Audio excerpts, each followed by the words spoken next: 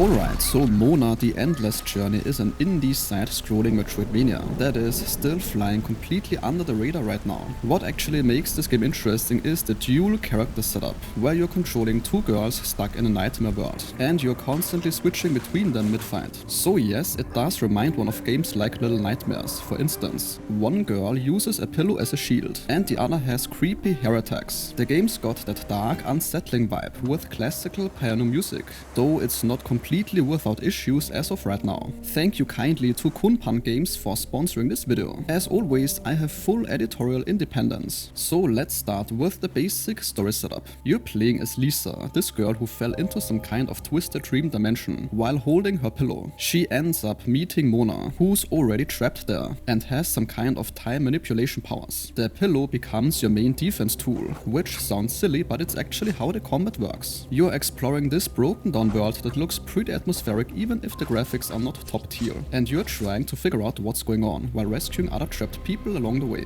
Combat is of course where things get interesting. You're switching between both characters constantly because Lisa blocks and defends with the pillow, while Mona does all the damage with her hair whipping attacks. The game has a proper parry system that feels satisfying when you nail the timing, and if you do it right you can counterattack and go straight into these brutal finishing moves, where you're literally ripping enemy masks off their chests. The game does use a stamina bar, so you can't just spam dodge rolls forever. And there is this blue gauge that builds up when you block successfully, which then lets you do special partner attacks. The game's structure is basically Metroidvania meets Souls-like. You've got bonfires as checkpoints, golden leaves instead of souls as currency, and when you die you drop half of them and need to run back to get them. There are map fragments you find that fill out your map as you explore, shortcuts that loop back to earlier eras, and the usual upgrade system where you spend your collected leaves to improve your healing or stamina efficiency. One thing the game does is this badge system where you collect these mysterious badges throughout the world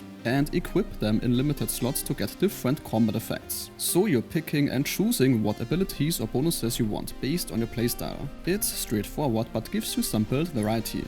Beyond the combat, there is platforming and puzzle stuff. That means you're jumping across broken platforms, dodging traps, using the environment to reach hidden spots, and solving mechanical puzzles to progress. Nothing groundbreaking here either, but it breaks up the combat sections. The level design does the Souls things where you unlock shortcuts back to earlier eras, which feels good when you discover them. Now for the real talk, the game is rough in places. For starters, many of the animations are not super polished. Some sound effects are missing or placeholder, and the dialogue is pretty awkward at times. This is also because of the mediocre English translation. It definitely feels like a small team project where the core gameplay got more attention than the presentation, and that is completely fine if the price range properly reflects that. Here's the thing, the actual moment-to-moment gameplay is legitimately enjoyable, because the combat has weight to it. Parrying feels good. Switching between the two characters creates a nice rhythm in fights.